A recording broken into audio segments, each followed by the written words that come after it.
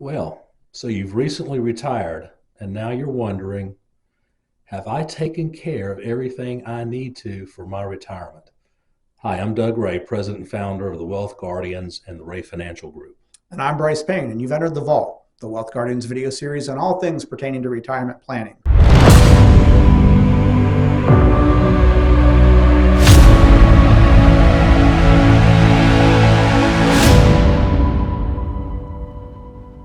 Going to cover the gamut, 7 different ones. Don't forget to hit that like and subscribe button there if you're so inclined to catch future episodes of ours. Doug, let's go ahead and get to it. Number 1, right off the bat, reliable transportation. Absolutely. You're going to need reliable transportation, whether it's car, truck, van, whatever you want. But you want to make sure you can get to your doctor's appointments, to the grocery store, to your travels, vacations, that kind of thing. Now, in a previous segment we talked about what you might regret. Doesn't necessarily need to be a big, expensive luxury car. Reliable is the key word. Reliable. That's exactly right, Brice. Reliable is a key word, whether it's a Chevy, Ford, a Toyota, whatever.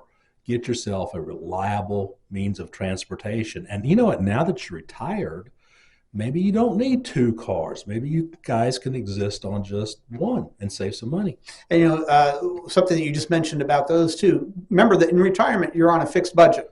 So the types of cars that Doug listed there tend to be easily maintained, not expensive to maintain, unlike perhaps some of those European cars that cost you an arm and a leg every time you need the oil changed. Amen. Okay, so that's the first one, reliable transportation for getting you to and from your doctor's appointments. Obviously you needed that for work when you weren't retired, so this is nothing new to you, but you do want to make sure you've got that covered.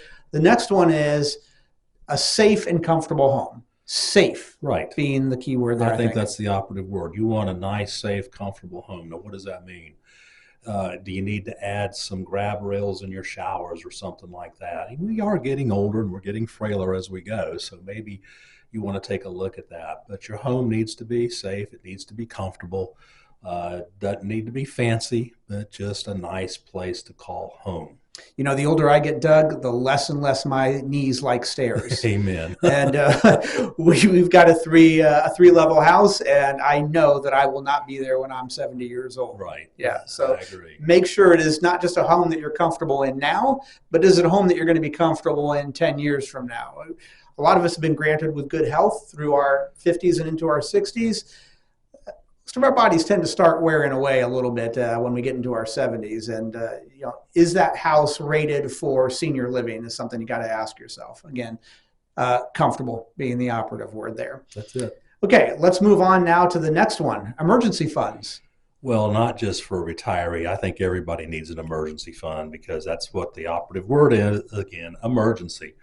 You never know when it's going to happen. You're going to have a car repair, put a roof on, whatever. Something we weren't expecting. Yeah. So what's an emergency fund anyway? Well, it's money down at the bank that you can run down to, get a hold of. If you got to use an ATM machine, whatever, it's at the ready. So how much do you need to have in an emergency fund? Well, we tell everybody that we see you probably should have at least 3 to 6 months worth of living expenses in an emergency fund. And that varies from people to people. Some people feel comfortable with more than that. Some people don't need that much. But an emergency fund is key for everybody. And we'll go a little bit into our financial planning background here. But of course, you might ask, well, why do I need to have it in the bank? It's not earning anything in the bank. Why don't I just keep it in my investments? And if I need it, I'll take it out of my investments. Well, investments are always perfectly liquid. If the market's down for a particular point in time and you need those monies for a new roof now, you might not be able to wait that 6, 7, 8, 9 months or 2 years for the markets to come back up from where they were, so that you're not locking in a loss on selling the investments there to buy that new roof. Exactly. Okay, so you do want to have. The con is that it's not going to keep up with inflation, what you've got in the bank. That's why you don't want too much in there, but you do like to have the immediate liquidity needs there. All right, let's talk about insurance, Doug. Health and life and P&C. You absolutely need to make sure your insurance portfolio is ready for retirement. You want to make sure you're covered on the health side of things. You want to make sure that your home is covered, your automobiles are covered. You might want to add an umbrella policy to it. And you might, at this point, even start thinking about long-term care insurance. Absolutely. Absolutely. So, number one absolute must-have going into retirement is a solid insurance portfolio. Again, something that financial planners will help you out with, but do make sure that you are covered or your spouse is covered in case something were to happen to you.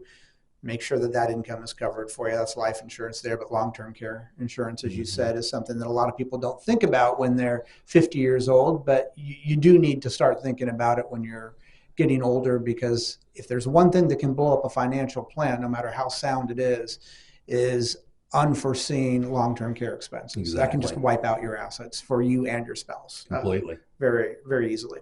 All right, Doug, the next one's a little bit interesting. Good luggage. Yeah, good luggage. I mean, it's kind of a funny thing to say, but don't we get all the time people coming in to see us saying that travel's their number one goal? All the time?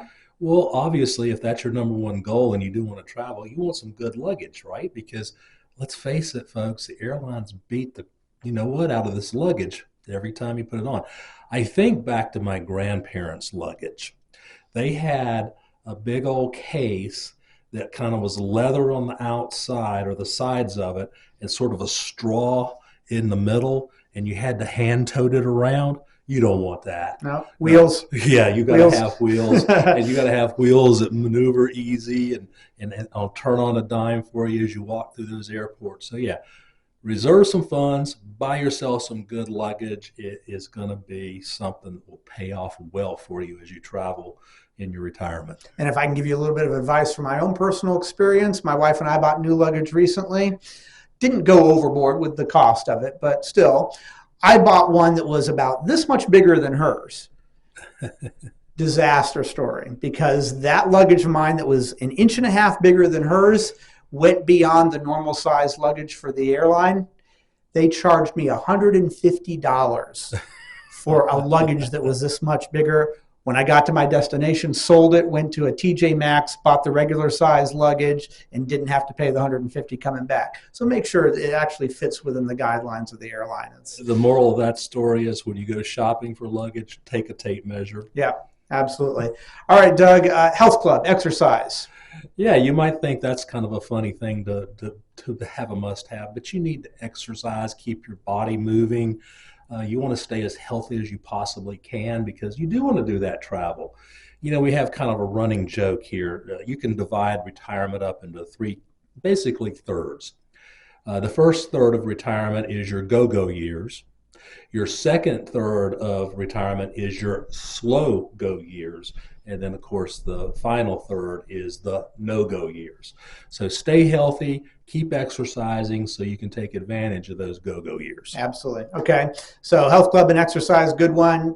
Again, going through most of our lives up into our 50s or maybe even our early 60s, a lot of times you sat down a lot on your job and you didn't need to exercise and you still felt good, reasonably speaking. That's not going to be the case for our bodies when we're in our 70s and our 80s. We've got to work to keep our bodies feeling healthy. Absolutely. And you got to kind of improve your discipline there on what you're doing with your body to keep it your friend.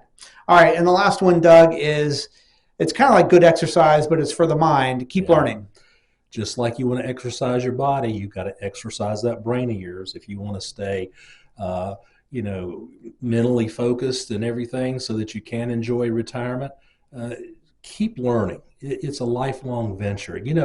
Community colleges and universities have classes for seniors that don't cost a lot. Take advantage of those things. Absolutely. Maybe they have classes on, say, a favorite hobby of yours, whatever that might be. Maybe it's gardening or painting or whatever the case may be. Take advantage of these things and keep that mind stimulated so that you can enjoy life. I mean, you've earned it, right? You've worked 30, 40 years to get to this point. Am I playing an hour of Candy Crush a day? Does that count? No. All right, very good. Well, I guess Doug's going to tell it like it is. That's going to wrap it up for this episode of The Vault. Feel free again to hit those like and subscribe buttons down below there if you're so inclined to catch our future episodes. And remember, the markets aren't going to wait for you. I'm Brice Payne. And I'm Doug Ray. And this has been The Vault.